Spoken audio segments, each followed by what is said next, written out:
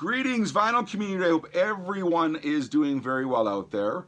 We're entering into the Christmas season, and I am a sucker for Christmas. So I hope everyone is having a great beginning of the holiday season.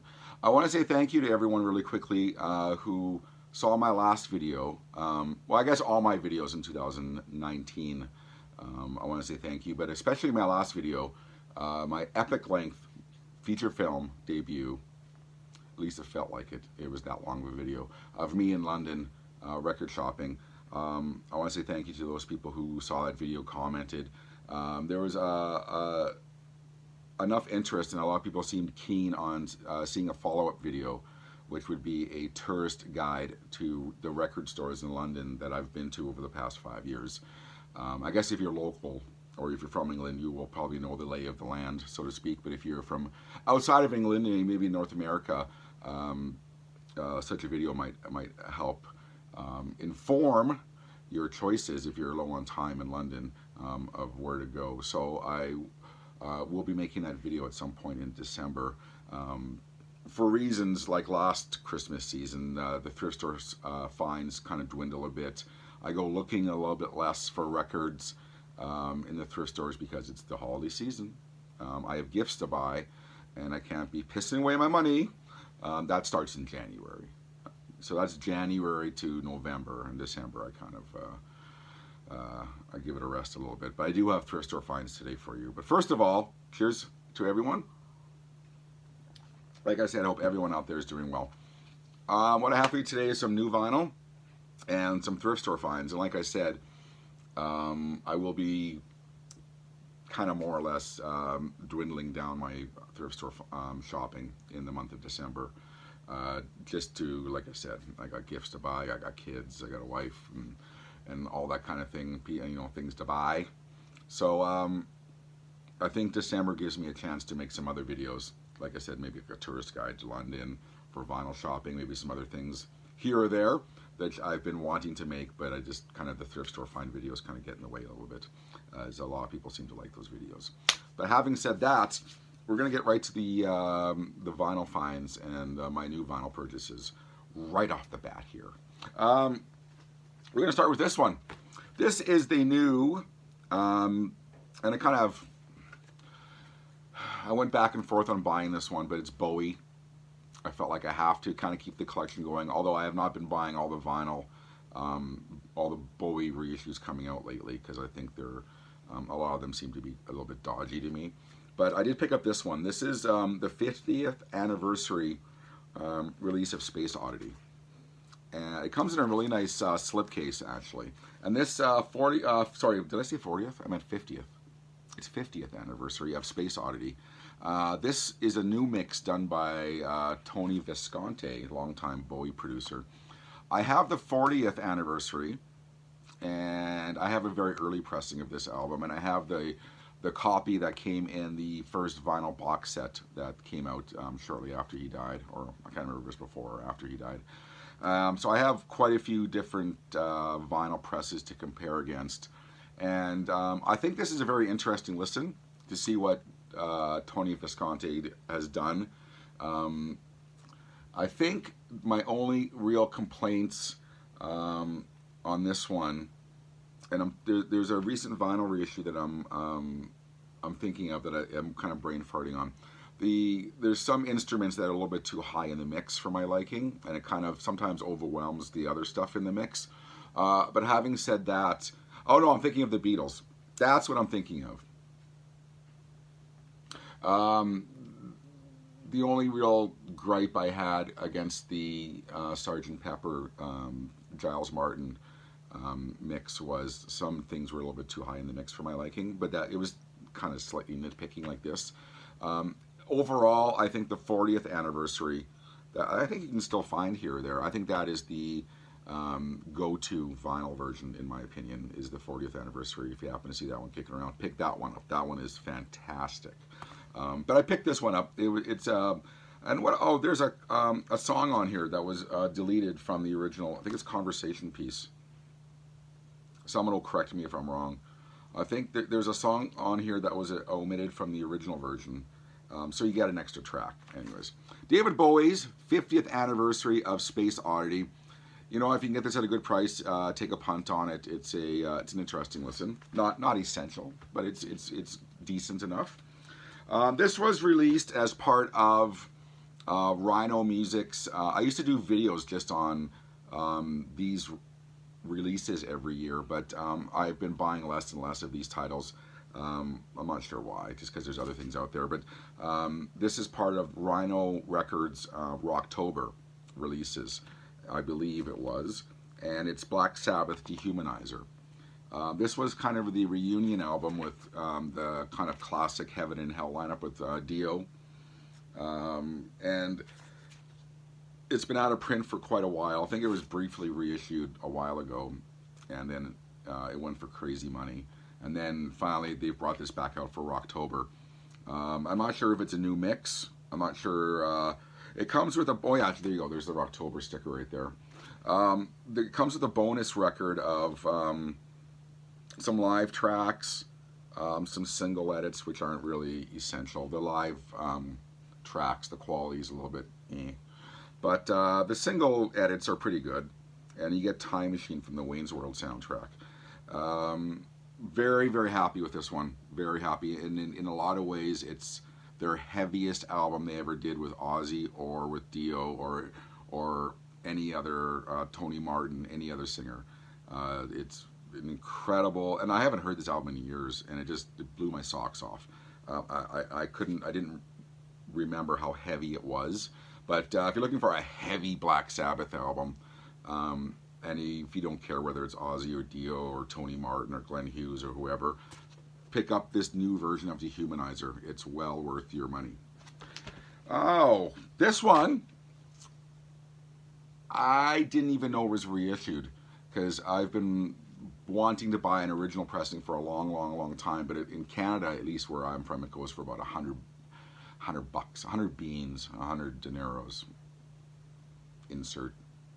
Insert word for dollar. It goes for a lot of money. It's one of my favorite Canadian bands, a band called Skinny Puppy, and it's an album called Rabies. Like I said, they did the first wave of Skinny Puppy reissues last year. I think they did their first 3, and I already had those original presses. But they're the back half of their career before they broke up. Those albums, like Too Dark Park and Rabies, just never got reissued, and I was hoping. And then one day I go to the record store, and there it is. It must have bypassed me somewhere. I didn't see it on the new release listings. But Rabies is out. It's reissued. Get it while you can. It's produced by Al Jorgensen by Ministry. He performs on the album. It's the closest Skinny Puppy ever got to Ministry with the heavier guitar sound. I love Skinny Puppy. A lot of people have trouble listening to it.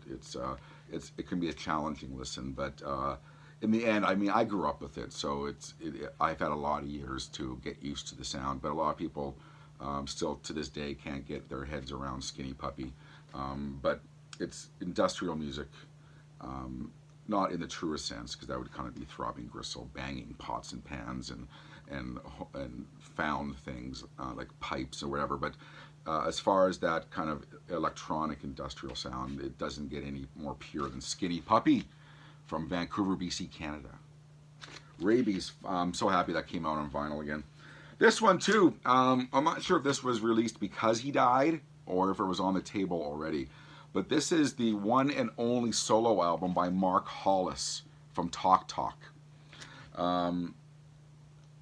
He did one solo album after breaking up Talk Talk, and from what I remember, this was kind of intended to be a Talk Talk album, but it ended up coming out under his own name.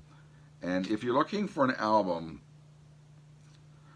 which is the most sparse musical album you've ever heard yet, beautiful, very fragile sounding, yet rewarding. The vocals are very pained.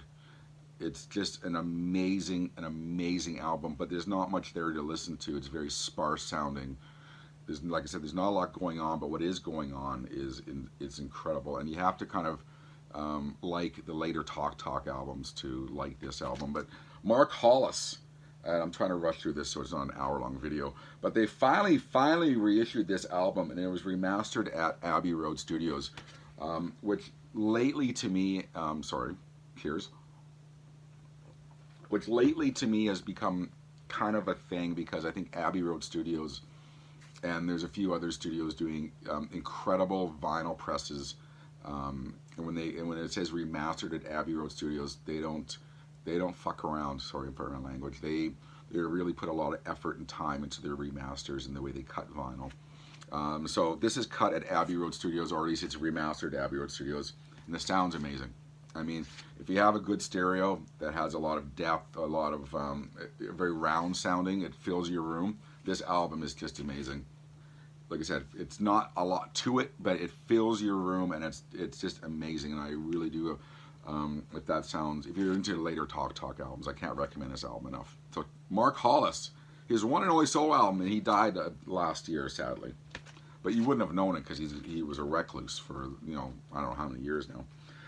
Next album is the new album by Hawkwind, All Aboard the Skylark. I talked about this album in my Hawkwind video. If you haven't seen that, scroll back a few videos. There is my beginner's guide to Hawkwind. They've promised a return to space rock, and they delivered. Oh, great album. The new Hawkwind album. The albums they've been releasing, I can't remember the title of the last album, which I talked about in a video a while ago, which I hated, which was kind of acoustic versions, or not acoustic, it was kind of reworkings of classic Hawkwind songs, which I didn't like at all. But their last 3 albums, apart from the last one, have been just amazing albums. And I don't know how Dave Brock continues to churn out such great space rock music, but he's done it again with All Aboard the Skylark. Highly recommended if you're into Hawkwind. Was it 9 tracks of awesomeness. Anyways, great album, and I highly recommend this one once again if you're into Hawkwind. All Aboard the Skylark. We got some jazz stuff coming up, so if you're not into jazz, there's a slider bar for you. But if you're into jazz, you might want to learn something here, or you might be interested to learn something here. I don't want to force my opinions on you. What kind of arsehole does that? Cheers. Oh yeah, everyone else on YouTube and on social media, they like to force their opinion on you. That's who. Anyways, I've really had a hankering to get more into the music of Bill Evans. Subsequently, and this is as a sidebar, it wasn't because of this, but there's a great documentary on Bill Evans called A Time I Remembered, and it's on, I believe, the Amazon Prime movie app. It might be available elsewhere. It's a great insight into Bill Evans, and it's a really great documentary. There's a lot of shit documentaries on Amazon Prime, but this one is really, really good. And it just kind of it just kind of fostered my my need to get more into his music. If you don't know Bill Evans, he is maybe the best and maybe most famous piano jazz player, or jazz piano player, I guess it would be, ever.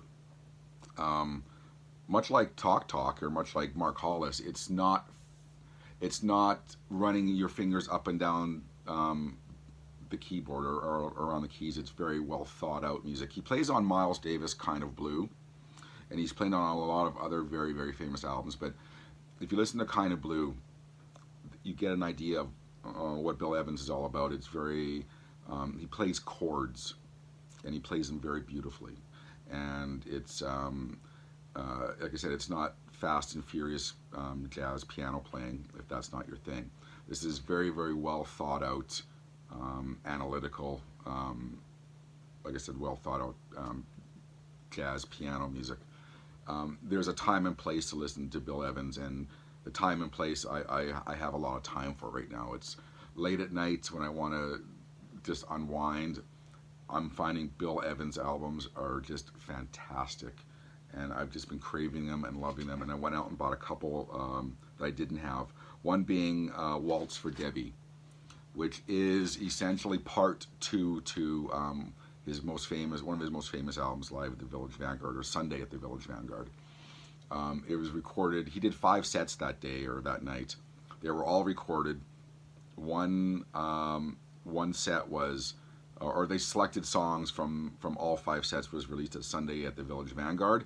His bass player Scott LaFaro died a week after that show.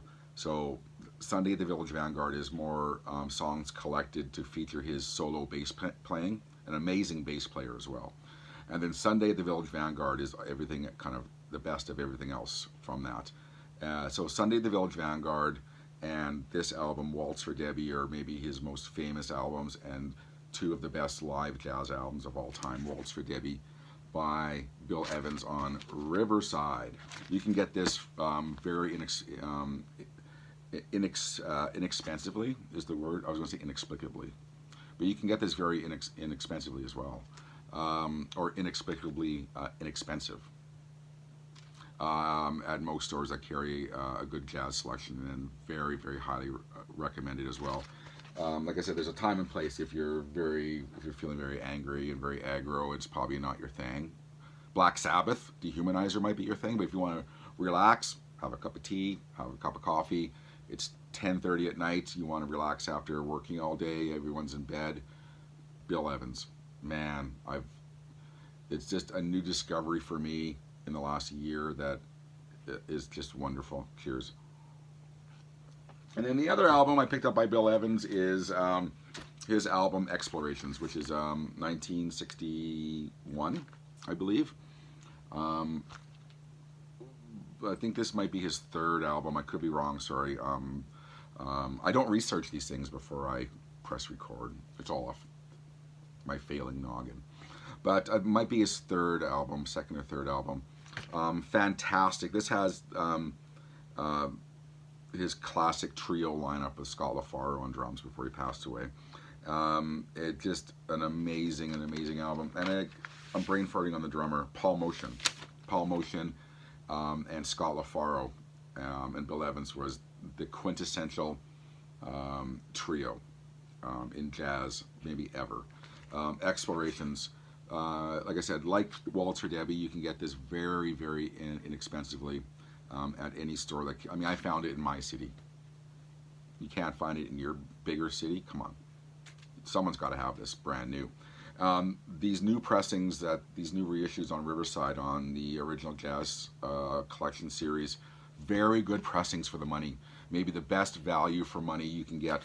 So Riverside, once again, on the OJC original jazz classics series, amazing, well worth your $20. The last jazz album, actually no, this is not the last jazz album. There's one more of a used find I have coming up. Is maybe it's maybe in the top 5 jazz albums of all time, maybe top 10, depending on who you talk to. It's the only album this guy ever did that ever got known, I guess. And it's just kind of everything was lightning in a bottle on this album. It's Oliver Nelson, The Blues and the Abstract Truth on Impulse. And once again, Bill Evans is on this album. So if you've heard this album, or if you dip your toe in the water of Oliver Nelson and The Blues and the Abstract Truth, once again, you get a feeling for Bill Evans and what he's all about. But this has Paul Chambers, Freddie Hubbard, Roy Haynes, Eric Dolphy. Sorry. And like I said, it was lightning in a bottle for this album, and he was never to go. Like, I mean, we went on later on to do a lot of film music and other music, but as far as his solo band leader jazz albums, this is lightning in a bottle for him, and he was never to better this album. The Blues and the Abstract Truth by Oliver Nelson, just a fantastic album on Impulse. All right, let's get to some thrift store finds. You know what? Before we get to that, we'll start with thrift store finds. You all love the thrift store finds. B-52s. Nothing more fancy I can say about this one. Decent, nice copy found at a thrift store. I feel like I should talk about this album more because it's a very important album in my life. But listen to Planet Claire. One of the best opening tracks to an album ever. And then you got 52 Girls Dance This Mess Around, and then Rock Lobster. I mean, what an opening statement for a debut album. There's very few albums that start off this strong, but the B-52s, Just fantastic, fantastic album. We're going to get to, I've had some reggae finds this week. Some fantastic reggae finds. And when I find reggae stuff, either it's all chewed to bits, they're kind of maybe Caribbean, calypso music, which is not really my thing, but I had an amazing run of finds at this one store. We're going to start with this one, the Upsetters Super Ape on... it's an original American Island Records pressing, which goes for about, and I just say this for context, Canadian dollars on Amazon and Discogs. The median price is about $75 for an original U.S. pressing, in which this is of Super Ape by the Upsetters. Incredible dub reggae music. I'm not the biggest reggae expert. I know generally what I'm talking about, and I knew this album, one of the best kind of reggae albums out there. And when I saw this, I kind of had one of those moments where like, I can't believe I'm finding this at a thrift store. But the Upsetters Super Ape original U.S. Island Records pressing. And then someone you may or may not know if you're into reggae, Jackie Mittoo. There's his name back there. This is an album called The Moneymakers. And it's Canadian reggae, I believe, recorded in Ontario. But I found this, and I kind of was looking on Discogs, kind of figuring what this album was all about. And I almost died when I saw, like I said, once again, just for reference, just for FYI interest, the median value of this album is $175 Canadian, and then it goes up from there. Super Ape and this one, there may be VG. They play just fine, but they're not going to command that dollar value, though. You know, they would command a few bucks though. But Jackie Mittoo, the Moneymakers. I've yet to listen to this album, so I can't offer an opinion yet. As I work, you know, my time to listen to records right now is it's the Christmas season at work. It's a little bit short on time, but I will give this one a listen this weekend. The Moneymakers by Jackie Mittoo. I did listen to the Upsetters last night, and it was just great stuff. The last of those reggae finds. There was a lot of other stuff there too, but it was way too chewed to bits. But this is a compilation album, a King Jammy Experience DJ's Greatest Volume 2. Once again, it goes for a bit of bucks, but it's got Red Dragon, Shaka Demus, Shabba Ranks, Admiral Bailey. It's got 10 tracks of just awesome reggae. And this is an original American pressing on World Enterprise Records. Great. I listened to this last night too. At least I listened to side one. Fantastic. Okay, I'm going to try to speed this along here. Herbie Hancock, Megamix. Once again, I listened to this last night. If you follow me on Instagram, you would have known I was listening to this stuff. NAZZ_Nomad, NOMAD is my handle. Follow me on Instagram. I don't do a lot of Facebook anymore, so follow me on Instagram. You'll see what I'm listening to. You see a lot of these albums before I'm going to feature them on my YouTube videos. But what this is a kind of from '83. This is a mega mix of some Herbie Hancock songs, most of them off his album Future Shock. And I have to say, for 1983, they did a really good job of making this a really fun listen. And it's one of those ones I kind of took a chance on, and I'm glad I did. I played this 3 times. It's one track, and the mega mix on the A side, and the B side's a couple other Herbie Hancock tracks. But I must have listened to the A side 3 times in a row. It was just great, really loud in my headphones, where I'm going to go deaf soon. And it's Herbie Hancock mega mix. I found another nice copy of the Beach Boys' Endless Summer. I could have had another one last night. As I said before, I buy these copies and the Beach Boys' Endless Summer, and I piece them together, get the poster inside, and I keep the best copy and I sell the other ones. But I found a nice purple label Capitol Records pressing, complete copy of Endless Summer. This must have been my 3rd copy recently I found. I've already said this before. Maybe one of the top 5 greatest hits albums of all time is Endless Summer by the Beach Boys. All right, how's this? You ready for this one? I have a version of Fleetwood Mac Rumors on this audiophile label. It's the Super Disc version of Elton John, Yellow Brick Road. There's the Super Disc. High quality audiophile vinyl. I'm going to guess maybe MoFi or Mobile Fidelity. I'm not sure. I'm going to guess they've done Elton John albums. But this original Super Disc version from the mid-70s is absolutely fantastic. Over the past year, you might know I've been kind of getting into a lot of older Elton John. Not because of the movie. I don't even want to talk about the movie. I know a lot of you like it. I saw it on the airplane coming home from London. I've commented on it on my Facebook page. Let's leave it at that. My Elton John love is not because of the movie. It would actually make me not like his music. But anyways, I've been listening to Elton John since since I was 11.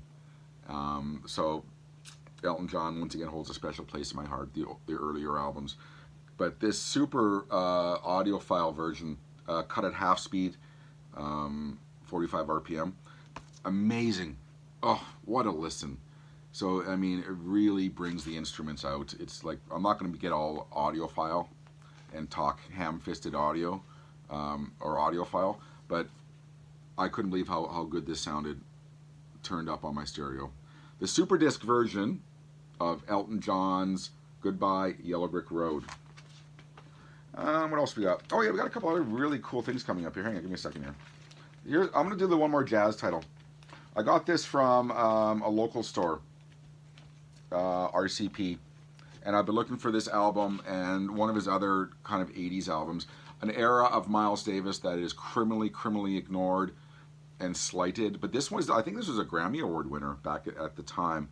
Fantastic album called Tutu, one of his greatest later albums he did in his career, in my opinion, but kind of an iconic album cover as well. I can't remember what year this is from. It's, like I said, it's an 80s album, I believe. Let me see here. Now I'm curious. 88? I can't read that. It's either 86 or 88. But Miles Davis Tutu, I've been looking for this one. I've had it before years ago, and I ended up selling it to fund a trip to probably London or New York. But I got this copy from RCP locally. Decent price. Good quality, and I'm so happy to have this album back in my collection where it's going to stay. Miles Davis Tutu. Psych. Obscure Psych. The Bangor Flying Circus. The cover is not the greatest. It's an original Dunhill Records pressing. I listened to this once, and it's a pretty good listen. I know the members were made up of members from other groups, like the Shadows of Night, and I can't remember what other band. There's one other band that they kind of got together and made this group called the Bangor Flying Circus. I want to say 1970, I don't remember now. But it's that early, kind of late 60s, early 70s psych sound. The Bangor Flying Circus. Like I said, the cover's not the greatest, but the vinyl's nice. Once again, I'll say this maybe for the last time, but a lot of people have thrown this quote back at me. You don't play the cover, you play the vinyl. And if you want an album in your collection and you're not going to flip it, you're not going to resell it, fuck, who cares about the cover? It's nice to have a nice cover, but Bangor Flying Circus, very happy to find that at a thrift store. Probably my last drink, or second last drink, I'm going to guess. All right. This is a UK pressing of Ike and Tina Turner, River Deep, Mountain High. This is I think this album was released in =66, and it came out later on in 1970. It was reissued or released in other territories. This is I don't know if it's an original, but it's a UK pressing in the glossy sleeve. The best known song is River Deep, Mountain High, but this is produced by Phil Spector. You can see the Phil Spector logo there, a Phil Spector production. I had heard this album years and years ago, and it was long enough ago where I couldn't really offer an opinion on it. It didn't grab me at the time. I probably didn't have mature enough ears at the time. I was probably into aggro, metal, and punk, and I wouldn't have listened to something like this. But I found this, I remember on a Friday night at a thrift store, I think it was last Friday night, and I must have played it 3 times in a row. I loved it so much, and I was so happy to find this at a thrift store. I don't want to say original. I know it's a UK pressing with nice glossy sleeve, as the UK presses had. Great sounding vinyl.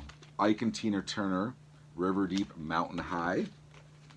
Found another copy of The Who, Who's Next. I don't know how many copies of this album I have now. This is a MCA Records pressing, but it's so clean. I wasn't going to leave it there. I think we all kind of agree this is probably maybe the greatest Who album. That and Tommy. We can agree on that, can't we? But who's next? Another. I have an audiophile version of this album, so I'm not sure. I'm going to play this one this weekend and compare and contrast as bored older men tend to do when they're into records. Are we going to end it on... Okay, you know, I got a couple more. Electronic, 12-inch. I think I had this, but mine's all wrecked to shit. Electronic was... this is 1990. This is a 12-inch single for their song Getting Away With It. Electronic was Johnny Marr from the Smiths, Bernard Sumner from New Order, and on this track it had Neil Tennant from the Pet Shop Boys. Now later on, Neil Tennant dropped out, more or less, and it became Johnny Marr and Bernard Sumner. And they did a few albums after this under the banner of Electronic while New Order was on a hiatus. So Electronic, Getting Away With It. And you know what? I think we're going to end it on this one. Nothing fancy, but in the UK you might have gotten used to a different cover for this album. This is Alison Moyet, Rain Dancing, her second album. I am a big lover of Alison Moyet. This was produced by Jimmy Iovine, who did Tom Petty, you know, Jimmy Iovine. He's done Bruce Springsteen, Born to Run. He did Patti Smith. He's done a lot of really big albums. He started the Beats headphone line with Dr. Dre. He's one of the richest men in music. But he produced this album, so it has a little bit more of an American sound to it, which is not bad on this album. You know, it's okay. But her second album after her debut album, Elf, called Rain Dancing. In the UK, it had a different cover. It had a blue cover, I think, which I actually prefer to this one. All right, we're going to end it with that one. I want to say thank you once again. This is going into the beginning of December. Like I said, there's a lot of, this is when all the heavy hitters come out for new vinyl releases. There's going to be new vinyl to show you. I'm going to do my Tourist Guide to London video and a few other things that are kind of up in this noggin that I've been wanting to do for a while. But I know you all like the Thrift Store vinyl videos, so I don't blame you. They're fun. Cheers. That's it. We're going to end this right here. Thank you once again, everyone. I really do appreciate it. Like, subscribe, do whatever, you know, what all the paid YouTube people tell you to do. Like and subscribe. Click the bell icon so you can see this mug first. Anyways, then follow me on Instagram, NAZZ_Nomad, NOMAD. It's under the name David Michael. There you go. Once you click on it, you'll see a bunch of records, and then you know it's me. Anyways, that's all there is to it. So have a great Christmas holiday season. I'll see you again, though. So from David Michael, a.k.a. Nazz Nomad, namaste. Peace. Take care, everyone.